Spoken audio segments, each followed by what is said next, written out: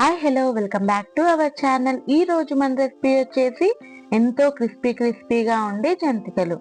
ఇవి ఎంతో క్రిస్పీగా ఉంటాయి కదండి. ఏ పండగైనా సరే మనం తప్పకుండా చేస్తాము. అయితే ఇంత గుల్లగా రావాలి, మంచి క్రిస్పీగా క్రంచీగా రావాలంటే కొన్ని టిప్స్ అయితే ఫాలో అవ్వాలన్నమాట.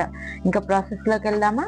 ఇక్కడ నేను ఒక గిన్నెలో అయితే వాటర్ తీసుకున్నానండి. జంతికల గిన్నె ఉంటుంది కదండి, అది మన జంతికలకి ఇలా చేసుకునేటప్పుడు ఏంటంటే మళ్ళా గట్టిగా అయిపోతుంది. అలా వాటర్ లో పెట్టడం వల్ల మంచి సాఫ్ట్ గా వస్తుందండి. ఇవి హార్డ్ గా ఉంటాయి కదా, నొక్కేటప్పుడు కూడా చేతులు బాగా నొప్పి వస్తాయండి. అందుకని చెప్పేసి అలా వాటర్ లో పెట్టుకోవాలి. ఆ తర్వాత ఒక బౌల్ తీసుకొని జల్లెడని పెట్టేసుకొని అందులో 2 కప్పుల దాకా బియ్యం పిండి తీసుకుంటున్నాను.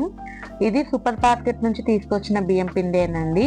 అందులో 1 కప్పు దాకా శనగపిండి వేసేసుకొని ఇలా జల్లించుకోవాలి. ఇలా జల్లించుకోవడం వల్ల జంతికలు మంచి గుల్లగా వస్తాయి, అలానే క్రిస్పీనెస్ గా కూడా వస్తాయండి. ఆ తర్వాత అందులో ఒక 2 టేబుల్ స్పూన్ల కారం. ఇక్కడ మేము మా ఇంట్లో తినే విధంగా చేసుకుంటున్నామండి.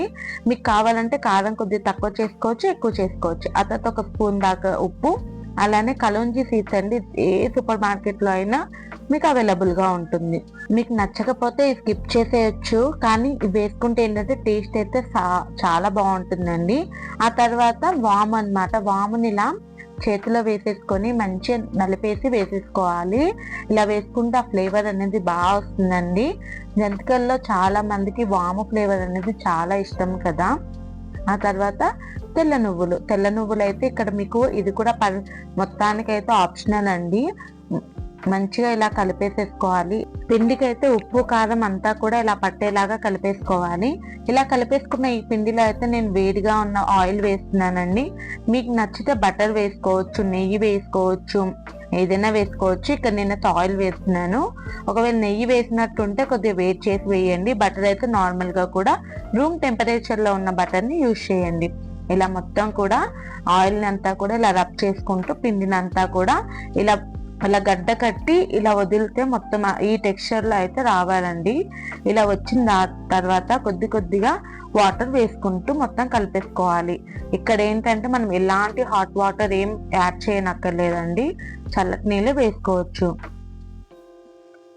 ఇలా నీళ్ళు వేసుకుంటూ కొద్దిగా కలుపుకోవాలి. మొత్తం అయితే ఒకటేసారి వాటర్ వేసి కలపొద్దండి, లూజ్ అయిపోతుంది పిండి. కాబట్టి కొన్ని వాటర్ యాడ్ చేసుకుంటూ కలిపేసుకోవాలి. మనకి టెక్స్చర్ అయితే ఇలా రావాలండి. ఇలా వచ్చిన తర్వాత మొత్తం కూడా ఇంకో మంచిగా అంటే మనకి ఆ బౌల్ కి కూడా ఎక్కడ అంటకుండా ఉండాలన్నమాట. అలా మొత్తం కలిపేసుకున్న తర్వాత దాని మీద మనం ఒక చిన్న తడిగుడ్డను అయితే పెట్టుకోవాలండి. ఇలా తడిగుడ్డను పెట్టేసుకొని ఒక 20 నిమిషాల పాటు దానికి రెస్ట్ ఇచ్చేయాలి. ఆ తర్వాత ఒక తడిగుడ్డ తీసేసుకోవాలి. తడిగుడ్డ అంటే ఎక్కువ వాటర్ ఏం అక్కడ అవసరం లేదండి. జస్ట్ మనం ఇలా వాటర్ లో డిప్ చేసేసుకొని మొత్తం వాటర్ అంతా ఎక్సెస్ వాటర్ అంతా తీసేసుకొని దాన్ని అలా పరిచేసుకున్న తర్వాత 20 నిమిషాల తర్వాత ఈ పిండిని కూడా మొత్తం ఒకసారి కలిపేసేసుకొని ఇక్కడ మనకు జంతికల గిద్దె ఉంటుంది కదండి, దాంట్లో ఇలా 3 హోల్స్ ఉన్నవి తీసేసుకొని దానికి మొత్తం ఆయిల్ అప్లై చేసేసుకోవాలి. ఆయిల్ అప్లై చేసేసుకొని కొద్దిగా పిండిని అయితే దాంట్లో యాడ్ చేసేసుకొని ఇలా ఈ తడిగుడ్డ మీద అయితే ఇలా జంతికల్లాగా చేసేసుకోవాలండి. చూడండి ఎంత బాగా లూజ్ గా వస్తుంది కదా. అదే కానీ మనం వాటర్ లో డిప్ చేసి ఉండకపోతే మాత్రము మనకి ఇంత లూజ్ గా రాదండి, హార్డ్ గా వస్తుంది. మనం ప్రెస్ చేసేసరికి మనకు చేతులు బాగా నొప్పి పడతాయండి. ఇంత గుల్లగా రావాలంటే కొద్ది హార్డ్నెస్ అనేది ఉంటుంది. మనకి లేదు తడిగుడ్డ మీద వద్దు అని అనుకుంటే ఇలా స్ట్రైనర్ మీద కూడా వేసేసుకోవచ్చు. ఇలా స్ట్రైనర్ మీద కూడా ఇలా వేసేసుకొని ఆ తర్వాత మనం ఆయిల్లో కూడా డీప్ ఫ్రై చేసేసుకోవచ్చు. ఒక ప్లేట్ కి ఆయిల్ పూసేసుకొని దాంట్లో కూడా చేసేసుకోవచ్చు అన్నమాట. ఆ తర్వాత ఆయిల్ డీప్ ఫ్రైకి సరిపడిన ఆయిల్ వేసేసుకొని ఇలా ఒక చిన్న ముక్క వేసి చూస్తే ఆయిల్ బబుల్స్ అంతా కూడా ఇలా పైకి రావాలండి. అలా వచ్చిందంటే మన పర్ఫెక్ట్ టెక్స్చర్ అనేది వచ్చేసింది, అంటే ఆయిల్ అనేది హీట్ మంచిగా అయిపోయినట్టు. ఆ తర్వాత నేను ఇందాక స్ట్రైనర్ మీద వేసాను కదా, ఆ తర్వాత ఈ క్లాత్ లో ఉన్నది కూడా వేస్తున్నాను చూడండి. అలానే మనం తీసుకునే కడాయి ఎంత సైజ్ లో ఉంటుందో అన్నైతే వేసేసుకొని మెల్లమెల్లగా అయితే ఫ్రై చేసేసుకోవాలి. ఇక్కడ మీకు బియ్యం పిండితో చేసాం కదండి, అందుకని చెప్పేసి మనకేంటంటే ఎక్కువ కలర్ వచ్చేంత వరకు ఉంచకూడదు. జస్ట్ బబుల్స్ అనేవి కొద్దిగా తగ్గిపోతే తీసేయచ్చు అనమాట.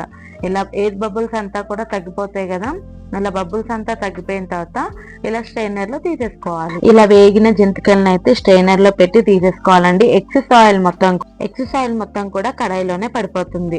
ఇలానే మిగతా జంతికలన్నిటిని కూడా వేసేసుకొని మంచిగా ఫ్రై చేసేసుకోవాలి. అయితే వేసిన ఎంబటైతే కదపకుండా ఒక 2 నిమిషాలు ఉంచేసుకొని ఆ తర్వాత కదిపేసుకోవాలండి. లేదు అని అంటే ఎదిగిపోతాయి కదా. ఆ తర్వాత ఇవి కూడా మంచి స్ట్రైనర్ లో పెట్టేసి తీసేసుకోవాలి. అంతే అండి, చాలా సింపుల్ గా ఉండే జంతికలు అయితే ఈ సంక్రాంతికి మీరు స్పెషల్ గా చేసేసుకోండి. చాలా అంటే చాలా క్రిస్పీగా కూడా వస్తుంది. పిల్లలు కూడా చాలా ఇష్టంగా తింటారు. చూడండి ఎంత గుల్లగా వచ్చింది కదా. ఈ రెసిపీ మీకు నచ్చినట్టయితే ఒక్క లైక్ చేసేసుకోండి. అలానే మీ ఫ్రెండ్స్ కి రిలేటివ్స్ కి షేర్ చేయండి. మన ఛానల్ సబ్స్క్రైబ్ కూడా చేసేసుకోండి.